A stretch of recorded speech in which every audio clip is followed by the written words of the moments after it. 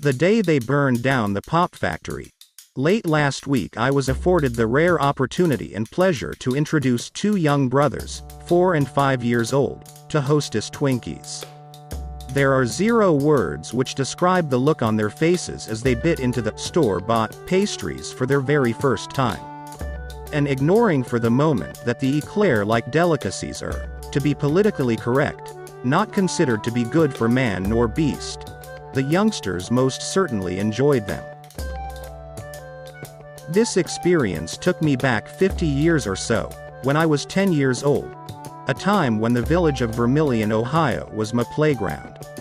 It took me back to the amazing glass candy display case, smudged by dozens of tiny noses, in Baumhart's drugstore on Division Street, to the 5-cent cherry Cokes that could be had at Jim Hart's wonderful corner drugstore, to icy mugs of root beer fresh from the barrel that stood at the end of the soda counter in Littman's newsstand next door, and to colder than cold bottles of pop that could be had for only 1 thin dime from the chest-type coolers commonly found at numerous gas stations and garages scattered about town.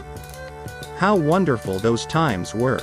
But the best thing of all was knowing that just down the street behind St. Mary's Church, in the middle of the lane called Columbus Street that runs between Division, Main Street to the west and Sandusky Street to the east, Vermilion had its very own pop factory.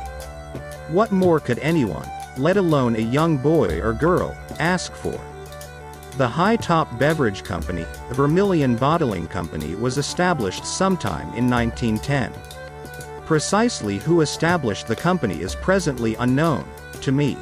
What is known is that sometime during the 1950s a local entrepreneur, Larry Shafts, purchased the plant from the Feldkamp family.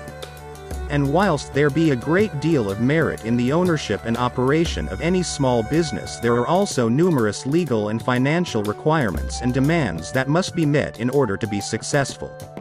In America during the 50s, corporate soft drink companies had a great deal of capital at their command, a fact that consequently made competing for the market impossible for the small bottling companies. And thus, did Vermilion's pop factory fall victim to those changing times.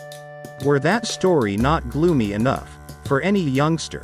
In the summer of 1954, Mr. Shafts volunteered the property to be used by the North Central Ohio Firemen's Association in an exercise as an up-to-date fire test on indirect application of water on interior fires.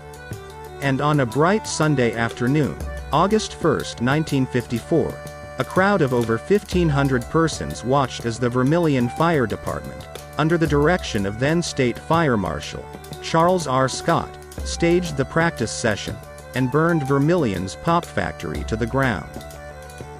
3 of Mr. Shaft's nephews and a niece, pictured, David, Dale, and Larry Holer and Cindy Shafts, posed for their picture outside the plant that just a few minutes later, also pictured, was in the process of being consigned to a yesteryear.